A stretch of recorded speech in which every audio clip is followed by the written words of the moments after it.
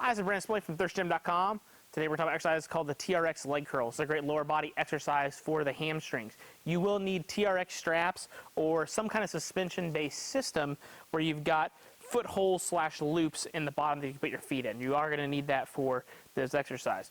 Now, this is definitely an advanced hamstring exercise. If you're working with younger or more novice athletes, I would definitely work more on the hinging aspect and maybe even some machine work to bring up the hamstrings at the knee joint. But I think RDLs and everything are fantastic and a place to start. This is definitely more of an advanced exercise choice. Now, if you don't have a glute ham raise or an inverse curl or something like that, which are awesome hamstring exercises, and especially in terms of performance, especially with research on ACL prevention, this is probably your next best bet. So the unique thing about this is we are going to be having hip extension while having knee flexion. So usually when you do a regular leg curl, you're just doing regular knee flexion, and that can be great for general hamstring strength. However, when it comes to sports, we also need to make sure from a running perspective, we're going through hip extension and knee flexion, and so that's why this is really going to help with some speed. So we're going to be on the TRX straps here. We're going to start off on the ground. If you have a partner to help you get in this, it's even easier. But what you're going to do is you're going to put each one of your feet in one of these loops, and then we're going to put it so it's in the middle of our shoe or the middle of our arch. Okay, and then we're going to try to get these as even as we possibly can. Once we get good and even, then what I like to have athletes do is start with basically like a straight leg bridge. So I want them to get their back off the ground so they can feel a little bit of hamstring tension here, have their toes pointed away.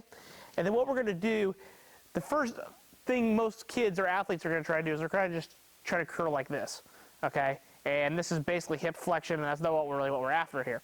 So again, create the tension, get the butt off the ground just a little bit, keep your shoulders back, and then as you curl toward yourself, perform a glute bridge towards the ceiling simultaneously. So we want one big fluid motion of flexing the knee, driving the butt towards the ceiling, and that's going to get us a great hamstring contraction here and a really good training effect. So pop up, glute bridge and curl.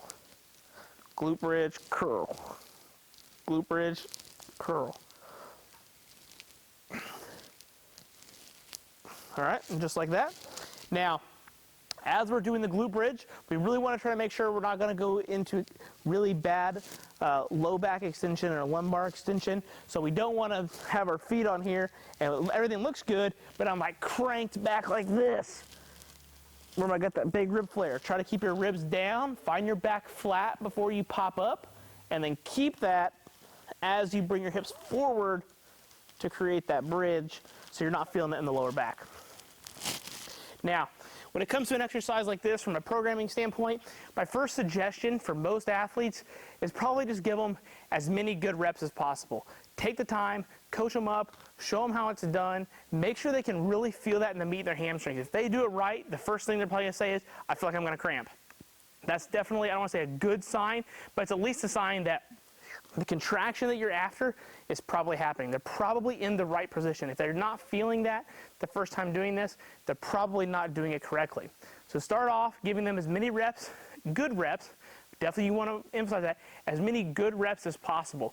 Once they're able to do that and they can get past about 8, then you can start programming 8 to 10, 10 to 12, something like that. And then you can really start focusing on slowing it down with tempo work and things like that to really own the position, and it will make it more challenging. So again, as a bodyweight exercise, usually as many good reps as possible is the best place to be. And if they happen to start getting 12 to 15 reps, you've probably got a pretty good advanced strong hamstring based exercise that they can do consistently. So then this becomes more of like a really good accessory exercise. If you happen to decrease training frequency and you're really trying to find some preventative work, that's where this would go. And then you're probably ready for harder hamstring exercises like the glute ham raise and the inverse curl. So if you got any questions about the TRX leg curl, please feel free to leave them in the comment section. Thanks. Have a great day.